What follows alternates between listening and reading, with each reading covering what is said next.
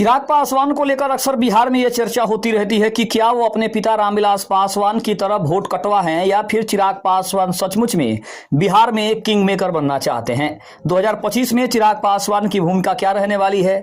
क्या वो अपने पिता के रास्ते पर चलेंगे या फिर अपना खुद का एक अलग रास्ता बनाएंगे?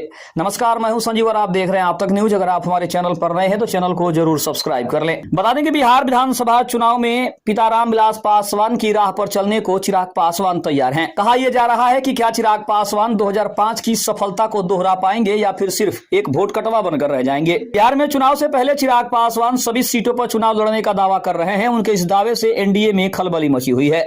जदयू और बीजेपी की ओर से कोई प्रतिक्रिया नहीं आई है, जबकि विपक्ष ने इसे हवा देना शुरू कर दिया है। मुख्यमंत्री चिराग पासवान बिहार चुनाव को लेकर काफी सक्रिय है। पिछले दिनों आरा में एक रैली को संबोधित करते हुए उन्होंने ये भी कह दिया है कि वे बिहार से चुनाव लड़ेंगे और सभी सीटों पर लड़ेंगे। ऐसे में सियासी गलियारों में चर्चाओं का जो बाजार है वो तेज हो गया है कि क्या एनडीए में रहकर चिराग पासवान सभी सीटों पर चुनाव लड़ेंगे, इससे किसका फायदा कितना होगा। चिराग पासवान ने अपनी रैली में यह भी कहा कि इससे एनडीए को ही फायदा होगा। हालांकि यह फायदे वाली राजनीति के जानकारों और विश्लेषकों के गले नहीं उतर रही है। इस बीच आज चिराग पासवान अपनी उम्मीदवारी और पार्टी की रणनीति को लेकर बड़ा खुलासा भी करने वाले हैं। आखिर ये खुलासा क्या होगा, ये देखना काफी दिलचस्प होगा। राजनीति की जानकारियों की माने तो सीट बंटवारे में मोल भाव और दबाव बनाने के लिए चिराग ने ऐसा बयान दिया है। ये भी अटकलें लगाई जा रही है कि उनकी नजर सीएम की कुर्सी पर है। सीएम बनना उनकी महत्वाकांक्षा में शामिल है। उनकी पार्टी के प्रदेश और जीजा अरुण भारती इन दिनों उनकी ओर से मोर्चा संभाले हुए हैं। चिराग पासवान केंद्र में मंत्री हैं। ऐसे में उनका विधायक का चुनाव लड़ना काफी हैरानी भरा फैसला लगता है। उनके पास वोटों की वो ताकत भी नहीं है कि वे अकेले चुनाव लड़कर बिहार के सीएम बन जाएं।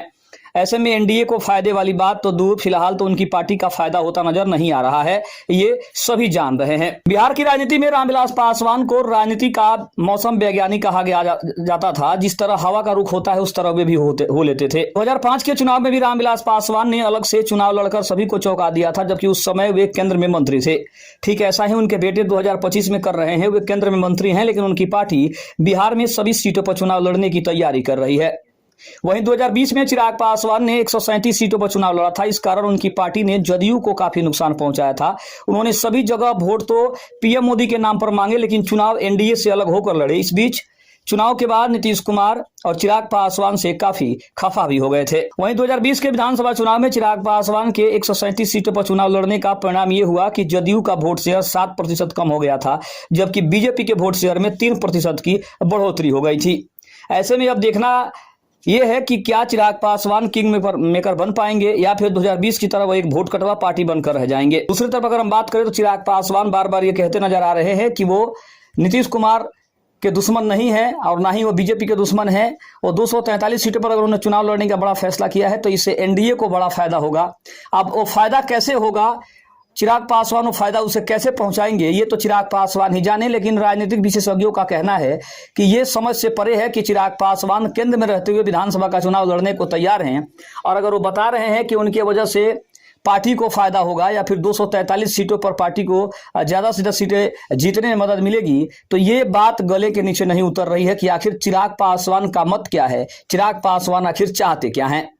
दूसरी तरफ अगर हम बात करें तो चिराग पासवान ये भी कहते नजर आ रहे हैं कि वो नीतीश कुमार के नेतृत्व में चुनाव लड़ेंगे। पार्टी के अंदर कोई मतभेद नहीं है, गठबंधन के अंदर कोई मतभेद नहीं है। सभी गठबंधन के जितने भी दल हैं सभी आपसी सहमति से ही आगे बढ़ने की कोशिश कर रहे हैं। लेकिन जब से चिराग पासवान ने 243 सीटों पर चुनाव लड़ने, मुख्यमंत्री की जो महत्वाकांक्षा है उसको दर्शाया है, 243 सीटों पर चुनाव लड़ने के बारे में जो महत्वाकांक्षा है उसको दर्शाया है, तो ये सारी जो बातें हैं ये गले के नीचे किसी के उतर नहीं रही है। और इसीलिए बीजेपी और नीतीश कुमार दोनों चिराग पासवान के इस बड़े फैसले से परेशान नजर आ रहे हैं।